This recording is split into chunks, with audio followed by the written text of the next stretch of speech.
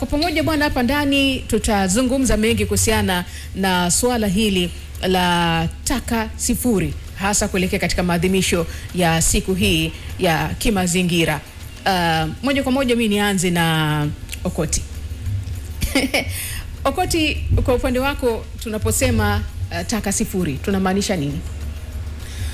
Tunaposema taka sifuri ina maana ni dhana ambayo inalenga kukuza mfumo endelevu wa matumizi na uzalishaji wa taka kwa ajili ya maendeleo endelevu.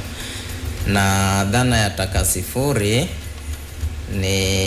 ni dhana ambayo iko kimataifa, na kuna siku ya taka sifuri ambao kwa wiki hii tunaadhimisha, lakini kila mwaka inaadhimishwa tarehe 30 Machi. Na Baraza la Umoja wa Mataifa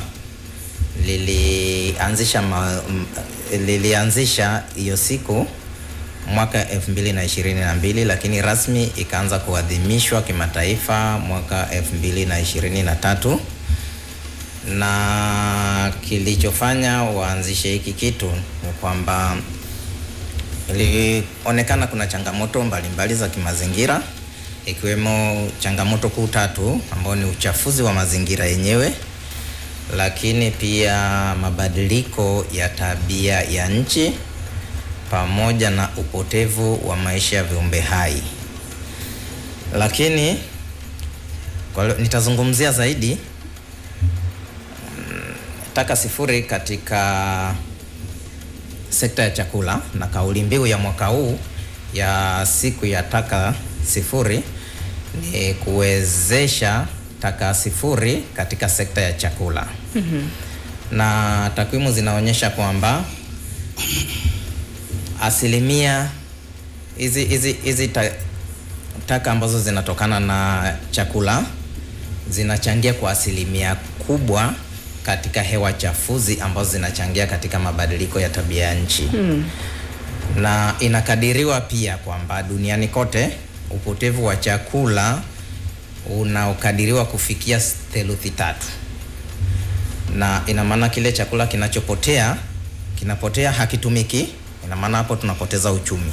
Lakini kule kilipopotelea kule, wakati inaoza pia inatengeneza hizo hewa chafuzi, mfano methane, ambayo sisi tunasema inachangia katika mabadiliko ya tabia nchi. Na ukiangalia uwezo wake wa greenhouse warming potential yake ni mara 21 zaidi ya carbon ambao wengi tunajua kwamba inachafua. Kwa hiyo taka sifuri, lakini pia sisi kama NEMKI tuna dhana yetu tuna kauli mbiu yetu kwamba taka ni fursa, lakini pia tuna kauli mbiu ya mazingira ni uhai, tuyatunze yatutunze. Nikizungumzia taka ni fursa, ni kwamba hizi taka tunaweza tukazibadilisha kiuchumi, tukawa na mfumo tunasema circular economy, uchumi wa mzunguko. Na tunapoadhimisha hii wiki ya taka sifuri, pia tunaenda na dhana tatu.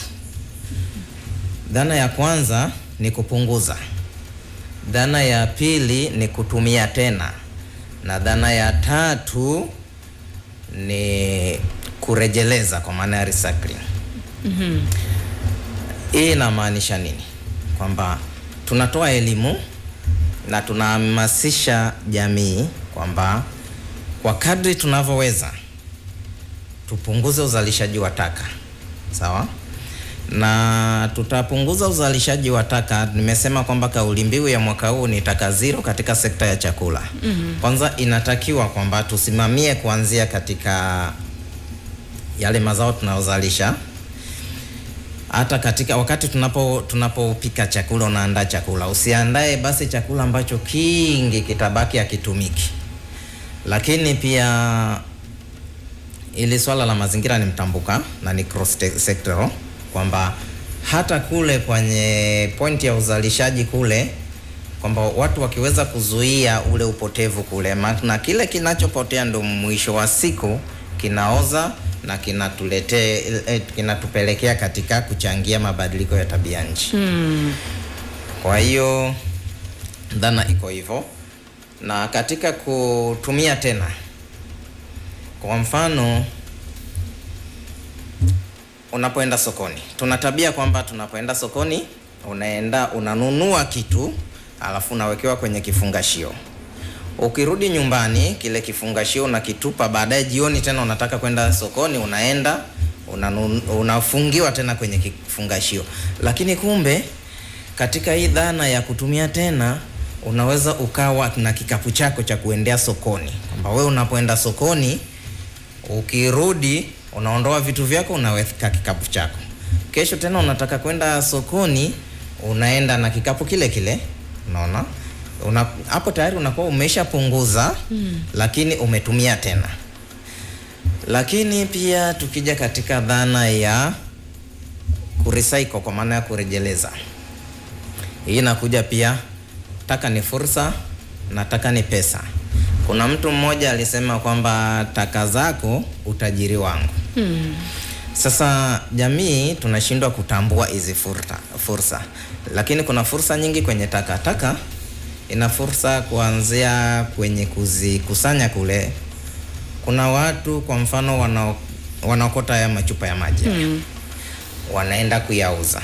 Tayari wanakouza kule, wale wanaenda kuyarejeleza. Lakini yeye at the same time aliyekusanya amepata fursa ya kiuchumi. Unaona? Lakini pia the same plastic, kuna baadhi ya nchi hapa za Kiafrika, hata sisi tunaweza tukafanya kwa teknolojia ndogo tu kabisa, unaweza ukazitransform ukatengeneza vitu kama bangili, hereni na kadhalika. Lakini bado nikijikita sasa kwenye hizi taka za chakula, zile zinavooza tunaweza tukapata pia pale, tunaweza tukaziozesha tukapata mbolea kutumia mashambani. Lakini pia tunaweza tukatengeneza mfumo wa gesi, tukapata gesi kutokana na ile taka, ambayo at the same time tunapo convert ile taka kwenye gesi, tunakuwa tumepunguza hewa chafuzi, kwa maana ile strong methane, ambao nimesema kwamba uwezo wake wa global warming wa kusababisha joto duniani ni mara 21 zaidi ya carbon.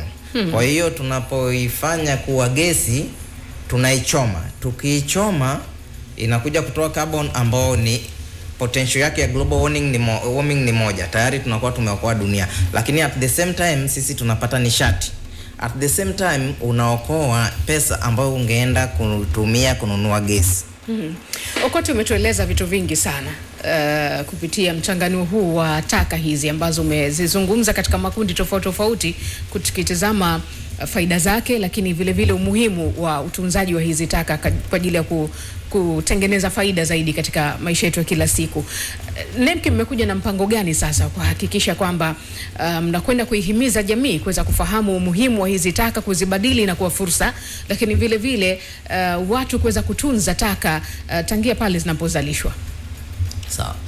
NEMC tunafanya kazi kubwa sana ya kutoa elimu kwa jamii, na tunafikia kuanzia mtu mmoja mmoja mpaka taasisi.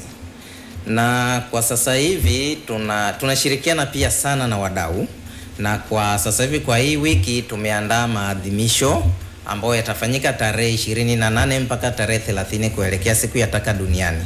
Pale tutakuwa na wadau mbalimbali, ambao mdau mmoja wapo ni naye hapa, baadaye ataongea. Tunashirikiana na wadau ambao wale wadau, kuna wengine ambao tayari wanafanya hiyo taka kuwa fursa. Hiyo ni elimu tayari tumetoa na uhamasishaji, lakini tunaendelea kufanya uhamasishaji, lakini pia tunaendelea kusimamia kanuni mbalimbali ili kutengeneza mfumo ambao unawezesha mazingira ya utekelezaji wa ile swala. Mna mpango wote maalum wa elimu ya jamii kuhusiana na faida za kubadilisha taka kuwa rasilimali? Mpango upo kama nilivyosema mwanzo kwamba tunaendelea kutoa elimu. Kwa njia zipi? Kwa mfano hata sasa hivi niliko pamoja na wewe hapa, kuna watu wananisikiliza. Tayari hiyo ni elimu. Lakini pia katika kazi zetu za kila siku, sisi kazi yetu ya kwanza ni kutoa elimu. Maafisa wetu wanavyoenda kwa wateja, kitu cha kwanza ni kutoa elimu. Watu wakati mwingine wanadhana kwamba NEMC sisi ni kuadhibu. Hapana, sisi tunatoa elimu, na tunapotoa elimu hatulengi kuadhibu. Maana lengo letu ni kwamba iwe tufike mahali tuwe na dunia salama na safi kwa viumbe vyote. Mchakato huu wa masuala haya ya takataka hata katika utunzaji wa mazingira na vitu vingi umekuwa ukipigiwa kelele kila uchao hapa nyumbani Tanzania, na tunaona watu wakitumia juhudi nyingi sana katika kuelimisha kama hivi ambavyo umetueleza, lakini bado inaonekana kuna ugumu sana kwa watu hasa majumbani kuweza kujua umuhimu wa hiki ambacho tunachokiita taka na kugeuza kuwa fursa. Unadhani ni wapi hasa ambapo tunakwama, Okoti? Tunapokwama kwa sababu elimu imeenda sana, lakini wanadamu tuna tabia moja kwamba ninajifunza zaidi ninapoona kuliko ninaposikiliza. Kwa hiyo kwa wale wachache ambao tayari wameshahamasika, wao watakuwa mabalozi wetu kutusaidia kuwabadilisha wale ambao mojawapo ni mdau niliyoko naye hapa, ambao baadaye naye atatueleza mengi. Sawa kabisa. Kwa hiyo kupitia hili, kwa hivi sasa ambapo dunia inatarajia kufanya maadhimisho ya siku ya taka duniani ifikapo Machi 30, katika mwendelezo sasa kuelekea kilele cha siku hii, mmekuja na huu mpango wa tunasema taka sifuri. Hii mnaitaka kwenda nayo kwa staili ipi ili elimu ipate kuwagusa zaidi watu na wafahamu kuhusiana na taka sifuri? Kama nilivyosema mwanzoni kwamba tutakuwa na maadhimisho kuanzia tarehe 28 mpaka tarehe 30 ambayo ndio kilele cha maadhimisho yenyewe, na maonyesho yenyewe maadhimisho yenyewe yatakuwa yanaanza saa 2 asubuhi mpaka saa 11 jioni, na pale tutakuwa tunatoa elimu kwa njia mbalimbali, lakini pia kwa media kama hivi tunatoa elimu, lakini pia katika kazi zetu za kila siku tunatoa elimu. Lakini pia wadau wetu ambao tutakuwa nao, kwa sababu kutakuwa na wadau wanaoweza kufika 100 au zaidi, nao watatusaidia pia kufikisha elimu kwa namna mbalimbali. Jitihada zenu ziko vipi sasa katika kushirikiana na sekta binafsi kuhakikisha kwamba taka zinachakatwa vilivyo badala ya kuwa zinatupwa ovyo tu mitaani huko? Jitihada zetu ni kushirikiana na wadau. Nitarudia tu tena kama unavyoona niko na mdau wetu hapa. Kwa hiyo tunashirikisha wadau, kwa sababu kama nilivyosema mwanzo kwamba mazingira au uhifadhi wa mazingira ni swala mtambuka na ni multi-sector au cross sector, ambao sisi kama sisi peke yetu hatuwezi tukalimudu. Lazima tushirikishe wadau wengine. Sisi tutasimamia, sisi tutaorganize, sisi tutawaratibu, lakini wao watatusaidia pia katika utekelezaji. Sawa, umemtaja sana mdau hapa. Naomba nimgeukie sasa Matthew Andrew. Yes. Karibu sana kwa mara nyingine tena. Matthew, wewe kwako siku hii ya taka sifuri unaizungumzia vipi? Hii siku ya taka sifuri nazungumzia mimi nikiwa mdau mkubwa sana wa mazingira. Nipo katika jiji la Ilala na ni mkandarasi, nafanya shughuli za uzoaji wa taka kwa muda sasa. Na nimekuwa moja kwa moja napambana na hizi changamoto na kuangalia jinsi gani, kwa sababu moja kwa moja mimi ndio naenda kumchukulia taka mwananchi kule majumbani na kuzitoa kusipeleka dampo. Sasa kwa ni mdau muhimu katika swala hili na mshauri na mtu ambao nimejaribu kuliangalia, na uzuri zaidi sisi tumeangalia baada ya kufanya kazi kwa muda mrefu jinsi gani ya kuweza kufanya hizi taka kuwa taka sifuri. Nini ambacho cha kufanya? Kwanza wananchi wafahamu kwamba taka ni fursa, taka ni mali. Si kila taka inayozalishwa kwenda kutupwa dampo, hapana. Lakini nini kinachotakiwa kufanyika? Elimu itolewe. Elimu itolewe kwa wananchi, tuanzie watoto mashuleni, waanze kufahamishwa wanapokuja nyumbani, wajue kufahamisha hata wazazi wao kwamba mama, tumeambiwa taka hii weka sehemu fulani. Kwa changamoto ambayo ndio kuwepo kubwa hapa ni jinsi ya uhifadhi wa taka, hasa pale zinapozalishwa. Wananchi anapokuwa amezalisha taka zake, anachukua zile taka anazichanganya sehemu moja, wakati zile taka zote ni fursa. Kwa kuna taka ambazo za vyakula, mboga mboga, matunda ambazo ni organic, ambazo kwa jiji la Dar es Salaam ndio uzalishaji upo kuanzia 60% mpaka 70% ndio taka zinazozalishwa, ambapo kuna 20% mpaka 30% hizi taka za plastiki, wakati 10% au chini yake taka hizi za chuma pamoja na glasi kama vioo. Kwa tathmini kubwa ambayo iliyokuwepo kwamba uzalishaji mkubwa wa taka hizi kwa jiji la Dar es Salaam, nafikiri kwa Tanzania inaweza kuchukua ni organic. Lakini hizi vitu vyote kama tunaweza kupata elimu ya jinsi ya kuvihifadhi, basi hakuna sababu ya kupeleka dampo, na ni fursa kwa mwananchi moja kwa moja kujipatia kipato. Matthew, umewezaje kuona fursa ya takataka kugeuka kuwa biashara kubwa ambayo inakuingizia faida kubwa mpaka hivi sasa, ambapo watu wengine si rahisi kuweza kuona mpaka hivi sasa? Mimi nimeona, na bahati nzuri na mfano mzuri sana.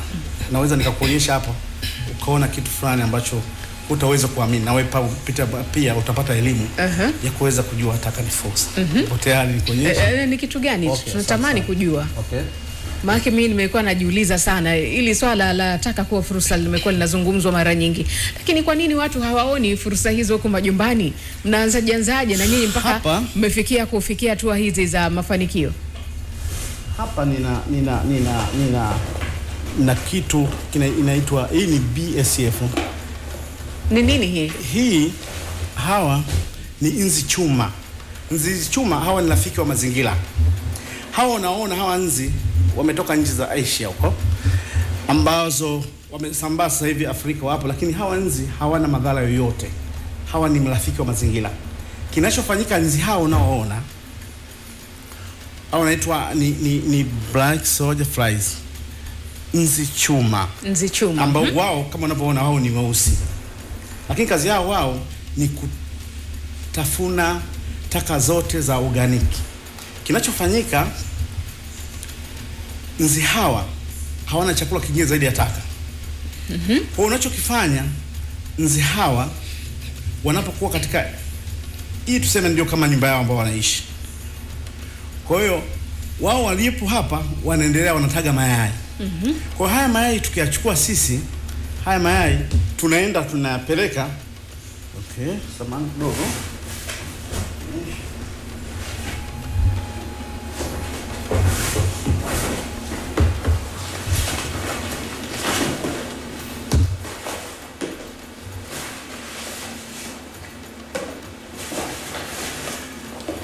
Bado kitu kinatafutwa hapa. Utolea mfano.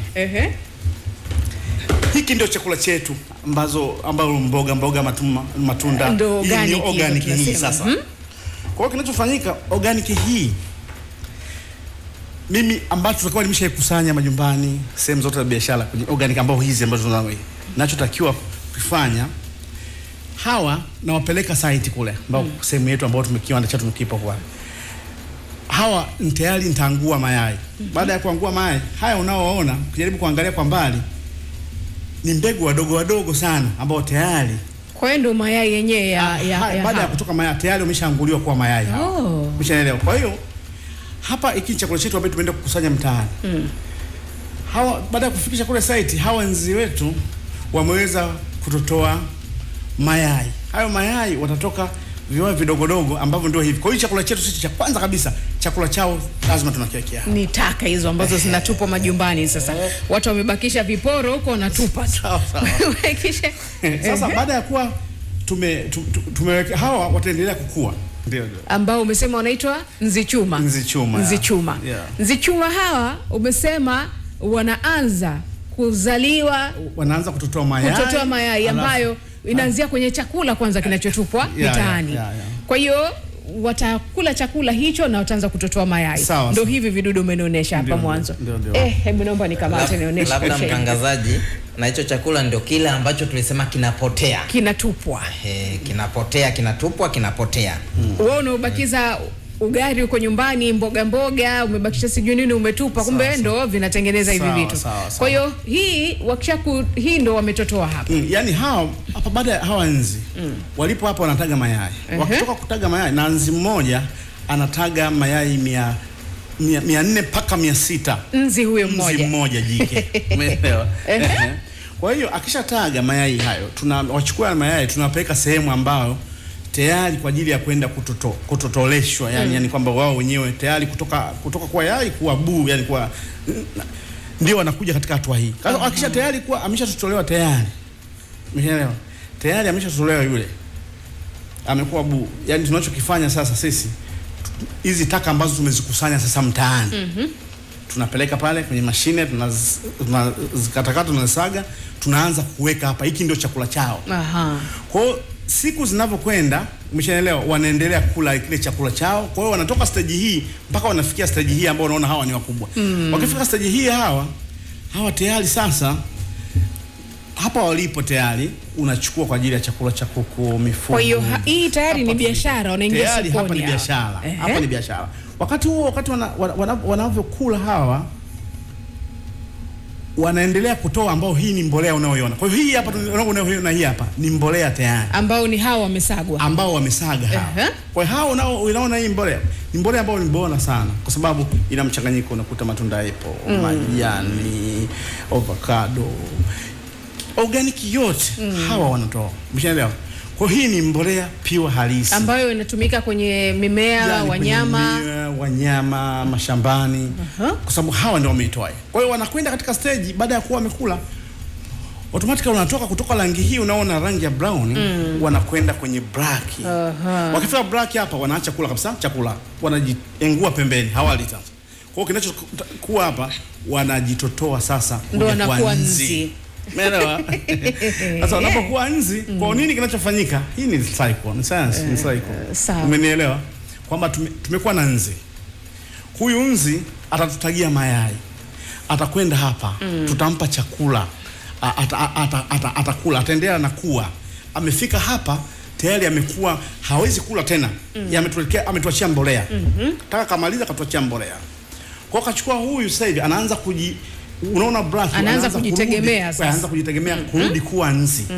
Kwa jike moja anazalisha 300 mpaka 700 nzi wenzie mayai. Kwa hiyo sisi tunategemea, tuna vitu. Kwa hiyo jaribu kupiga hesabu katika hiyo.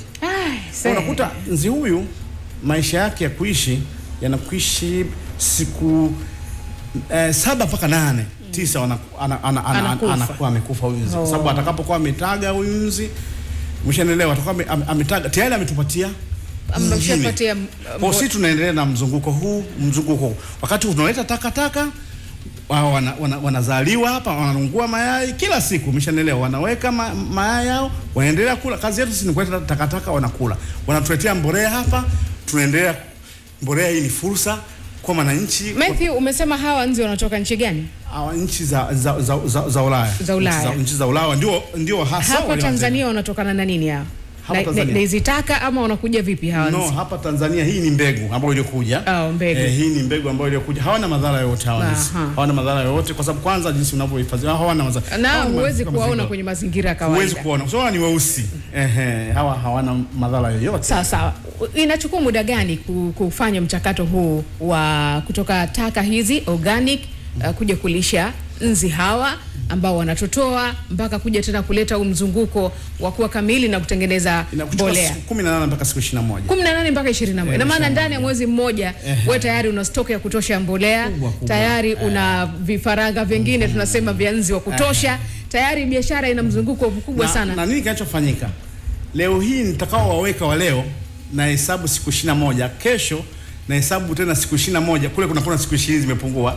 Kesho kutwa na hesabu siku 21, hao wana siku 20. Kwa hiyo utajikuta kila siku unaendelea kuvuna kutokana na. Matthew, ulisomea hichi kitu au ulijuaje kuhusiana na hili jambo? Mimi nimekuwa katika industry ya waste management kwa muda sasa, na nilikuwa naangalia solution nini la kujaribu kuangalia, kwa sababu kitu kilichokuwa hapa sasa hivi kila mtu ameonekana kwamba kila taka ya kwenda kutupa damu. Kwa hiyo tunajaribu kuwaeleza wananchi uzalishaji wa taka ni 60% mpaka 70% wa organiki. Hizi wewe mwananchi ni fursa, lakini tujikite kwa kuwapa elimu muelewe. Sasa hivi kuna mfano wa makampuni makubwa wamekuwa wakitumia soya kama kupata booster kwa ajili ya kulisha chakula. Lakini hii hapa ina asilimia kubwa sana, zaidi ya 65 mpaka 70. Sawa, mimi naomba niulize swali langu moja la msingi. Karibu sana. Inawezekana watu wamekuwa gumu kuelewa ama kuweka kipaumbele na umakini katika taka hizi za majumbani, kuzizalisha na kuwa fursa. Kwa sababu labda hawajui anapaswa kuziandaa vipi, soko lake ni lipi, yeye ananufaika vipi. Nyinyi kwenu tayari ni kampuni kubwa ambao mnachukua hizi taka, sijui mnatoa wapi, labda kwenye makampuni ya ukusanyaji taka tuseme, ambao inafanya kazi ya kuchukua taka mitaani na kwenda kuzichakata kuna kuzalisha. Kwa mtu wa kawaida wa nyumbani, anawezaje kunufaika na kitu namna hii, akajua anaizalisha taka nyumbani kwake na anakwenda kwenye soko lipi, ili kuweza kuona sasa anaipata vipi faida taka zake? Kwanza tuanzie kwenye elimu. Kwanza mwananchi aelewe kwamba kila taka anayoizalisha ni fursa. Tunataka tumpe elimu. Kwanza tuko hapa, kwanza tumueleweshe. Awapo nyumbani anapoizalisha ile taka aitenganishe. Aweke taka ya matunda, mboga mboga sehemu yake. Aweke hizi karatasi, mfano boxes, sasa hivi hizi boxes ndio tunaweza mayai. Lakini white paper hii inatumia tissue. Umeelewa? Kuna chupa za plastiki ambazo ni soko kubwa sana lipo. Kuna vyuma hivi hapa, ni biashara kubwa. Kuna bodi hizi za laptop na nini, biashara kubwa sana. Changamoto ambayo ndio kuwepo, mwananchi anachukua hizi vitu vyote anaviweka katika kapu moja. Pale ndipo shida inapoanzia. Sasa tupo hapa katika kumuelewesha. Mimi ukiniambia mimi tayari nimeunganisha taka za organiki, nakuja, yani wewe umezitenganisha. Ukisema nataka za plastiki ni biashara. Una boxi biashara, una white paper biashara, una chuma biashara. Kwa hiyo itatufanya hakuna taka yote ambayo itakao kwenda dampo. Kujaribu kuangalia nchi za wenzetu, hata dampo imekuwa ni chaji kubwa sana kwenda kupeleka kule, kwa sababu ni kwamba inayokwenda ni ndogo. Lakini huku kwa sababu elimu inakuwa ndogo, watu hawaelewi, wanapozikusanya zile taka ndio changamoto. Lakini soko lipo kubwa, na kama unavyoona mitaani. Sababu bahati nzuri mimi nimekuwa nifanya kazi, naenda kuzoa moja kwa moja kwa mwananchi moja kwa moja. Ninajua wale vijana ambao waliokuepo, ambao wanakuwa wako kwenye nyuma ya magari, ukiangalia kwenye zile gari zetu utakuta wamechukua chupa, yale machupa, lakini hawezi kukosa shilingi 200, 3 wanaenda kuuza, kwa sababu ni soko ambalo lipo wazi. Kwa lakini hii pesa mwananchi pia angejipatia kule nyumbani. Ndio. Mshaelewa. Lakini nini wanachotoka, tumuelimishe kwanza. Yeye ndio chanzo ambao anatakiwa azitenganisha zile taka. Taka ni fursa, sio kila taka inayozalishwa kwenda kutupa damu. Tukianzia hapo, kampuni yako sasa inashirikiana vipi na jamii ama serikali katika ukusanyaji na uchakataji wa hizi taka? Kwanza nafikiri kama niwashukuru kwanza NEMKI, wameniona hili nikiwa mdau wa mazingira, niko jiji la Ilala. Wao wametuona na wamekuwa ni washauri wetu kubwa sana juu ya hili, tusaidie kuweza kutoa elimu. Lakini tunajaribu kutoa hizi elimu, lakini tuende zaidi kwenye recycle sasa, kwa sababu tutoke kwenye hii ambayo iliyokuwepo sasa hivi tuende kwenye recycle. Lakini tumeangalia kwa kama Kajenjere, kipi taka zipi ambazo zimekuwa ni nyingi sana zinazalishwa. Tukaona ni organic ambao ni 60% mpaka 70%. Maana yake ni chakula ambacho kinaliwa kila uchao. Na kila binadamu anakula chakula, na anapokula chakula anazalisha zile taka. Umeelewa? Kwa hiyo sasa hii ni suluhisho. Lakini si suluhisho pekee ambao tunaweza kusema kwamba hii tunaweza kufanya. Ndipo tunapotaka serikali tusaidie. Nashukuru NEMKI wameliona na wanasema kama wadau sisi tuweze kushirikishana. Hii swala sio la serikali pekee yake, hapana. Na kila mtu na kila mwananchi, kila mwanajamii. Kwa sababu jukumu la usafi na kwetu sisi sote. Yaani usafi unaanza na wewe mwenyewe. Umeelewa?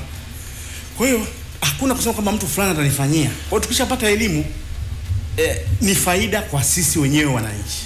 Tunamshauri nini kijana ambaye anatusikiliza sasa hivi yuko mitaani na hajui fursa iliyopo katika takataka kugeuza kuwa biashara yenye faida kubwa sana kwenye maisha yake? Unawaambia nini vijana kuanzia kwenye sasa huu ukusanyaji wa takataka hizi za organic, wanapozipata wanatakiwa kufika wapi ili kwenda kuziuza, na mauzo yake yakoje na malipo yake yakoje pia, ili tuweze kuwatamanisha huko mitaani waone kwamba huku nako kuna biashara, sio tu kukaa na kuanza kucheka vijana ambao wanakusanya makopo mitaani. Kwa mfano labda nizungumze katika hizi taka kuna mchanganyiko wa taka, si taka tu kama tunazungumza hizi organic, kuna mchanganyiko wa taka. Umeelewa? Kwa mfano kama hizi taka ukiweza kuzihifadhi, umeelewa? Ukienda kuangalia sasa hivi unajua kuna makampuni ambayo watu hawaelewi tu. Ukienda kwa masokoni, kwenye masoko haya, kienda kwa Ilala, Buguruni, wapi Chikichini, kuna watu wameenda kuweka, yaani ameweka dustbin yake pale. Zile taka yeye anaweka pale. Mshaelewa? Unaweka pale, unauza zile taka zako, zinakwenda sehemu ya plant. Sasa changamoto ambayo mtu anakuwa yaani kama vile mtu anazala afu amini. Mshaelewa? Kwa sababu sisi uzuri tuko wazi, kampuni yetu Kajenjere limekuwa inafahamika sana. Tunatoa ushauri pia. Na tunawafundisha watu, umeelewa, waelewe jinsi gani ya kufanya. Kwa sababu hii ni ajira pekee. Tumeongeza ajira kwa vijana. Umeelewa? Ni vitu ambavyo anaweza kufanya yeye, akaona kwenda kwa wananchi, si kwenda kuvinunua tu, mfano akaenda kaona kama vile anaenda kwenda kuwatolea uchafu, lakini kwake ni fursa. Kwa sababu hii mbolea tayari ameipata, lakini hajatumia kitu chochote, lakini hawa nzi chuma ndio wamemtengenezea mbolea. Kwa hiyo atapata faida ya kuuza wenyewe nzi chuma, lakini pia atapata mbolea, na hata kuwa na kitu, wala hatumii kitu isiyo mitambo, haitumii mitambo yoyote isipokuwa labda kwenye kipindi cha kukausha. Kwa mfano kama sisi tayari tuna mashine kubwa ambayo ile kwa ajili ya kukausha, lakini bado kuna njia nyingi ambazo za kufanya. Kwa hiyo ni wahisi tuko na kuambia tu vijana wafahamu kwamba hii ni fursa, na tunawakaribisha kama Kajenjere, tunatoa elimu. Bado hujaniweka wazi Andrew. Mimi nataka kufahamu kwa kijana ambaye yuko mtaani sasa hivi anataka kuingia kwenye hii biashara, kasha kusanya zake kwenye takataka kwenye majumba ya watu huko, anazo tayari mkononi za kutosha. Anazipeleka wapi? Anafaidika vipi? Yaani kwa maana kwamba anaweza kuuza kwa kilo, kwa nini, na kiasi gani anaweza kupata mfano kwa kilo? Sasa katika hivi vipo vipengele vingi. Kwa mfano kuna chupa za plastiki ambazo zinakwenda kilo moja shilingi 250 mpaka shilingi 300 kutegemea soko linapokuwa. Lakini kuna hizo board ambazo za kwenye computer au radio zinakwenda shilingi 900 mpaka 1200 kwa kilo moja. Organic inakwenda kwa kilo moja, sisi tunachukua kwa shilingi 50 mpaka shilingi 100. Unaelewa? Lakini huo jinsi gani ambavyo umehifadhi. Ukieta na karatasi au vitu ambavyo hajaoza, inakuwa haiwezi kuwa tayari soko. Yaani hatuwezi kuvichukua vitu kama hivyo. Kwa hiyo tuwafahamishe tu kwamba taka yote inayozalisha na wewe jinsi ulivyohifadhi ni pesa ambayo unajipatia mwananchi, wewe kijana. Hizi ni fursa. Sawa kabisa. Nirejee kwako Okoti. Dau hapa ametutamanisha vya kutosha tu kuhusiana na jambo hili. Tunaweza kuona mabadiliko gani katika miaka michache ijayo ikiwa sera ya taka sifuri tunasema kwamba itatekelezwa kikamilifu kabisa? Naamini kwa sababu tunacholenga ni kwamba tuwe kweli na taka sifuri, hata isipofika sifuri kabisa, lakini ikaribiane na sifuri. Lakini ni imani yetu pia kwamba kulingana na elimu tunayotoa na wachache ambao wanahamasika wanafanya kwa vitendo, ni imani yetu kwamba baada ya muda tutafikia lengo letu la taka sifuri. Na unajua ile swala linaanzia nyumbani. Kama alivyosema mdau hapa, swala linaanzia nyumbani. Wewe uanze kutenganisha kwanza yale yanayooza, kwa maana hizo taka za chakula peke yake, hizo zisizooza peke yake, na utakapoweza kufanya hivyo ndio pale tu utaweza kuona fursa yake.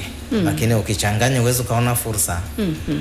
Kwa hiyo maana hilo ni swala ambalo linahitaji elimu hasa ya kueleweka. Ni swala linahitaji elimu, na tunajitahidi kwa kweli kutoa elimu sisi. Sasa ili vijana waipate elimu hii, mmeandaa madarasa ya kuwafundisha au wanatakiwa waipate wapi elimu hii? Maana kwa kusikiliza tu kupitia kwenye radio kama hivi inaweza isitoshe sana.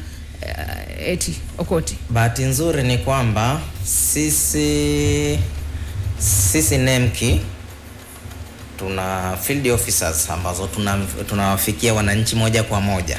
Tunaelimisha mwananchi mmoja tunayeweza kumfikia, lakini ukiachana na media kama hivi, lakini pia tunafanya maadhimisho mbalimbali, ambao katika maadhimisho mbalimbali hayo pia tunatoa elimu. Kama wiki hii kuanzia tarehe 28 kama nilivyosema, tunaadhimisha taka sifuri. Lakini kuna maadhimisho yani hata Sabasaba kule tunaenda. Yani maadhimisho mbalimbali tunatoa elimu. Kwa hiyo tunaamini tutafika mahali, tutafikia lengo, na tayari mwelekeo unaonekana kama hivyo. Sawa sawa. Matthew, kwa upande wako na lipi la kueleza wananchi ambao wanatusikiliza sasa hivi?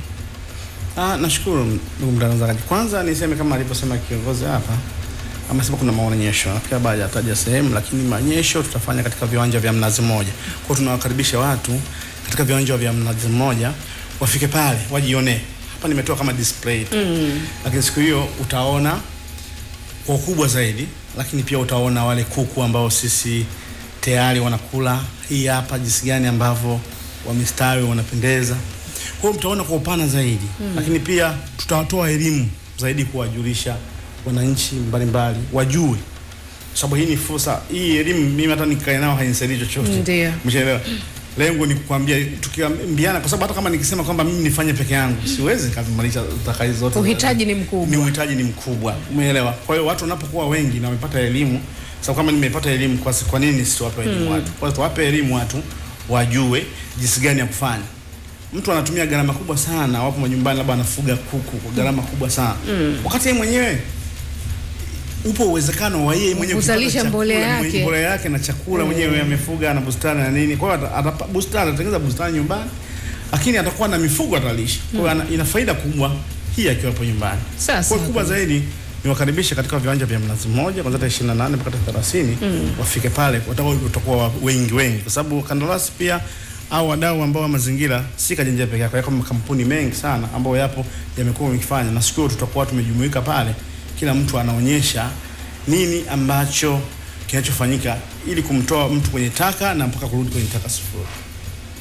Sawa kabisa. Tupo mwaka wa mbele. Imewashika.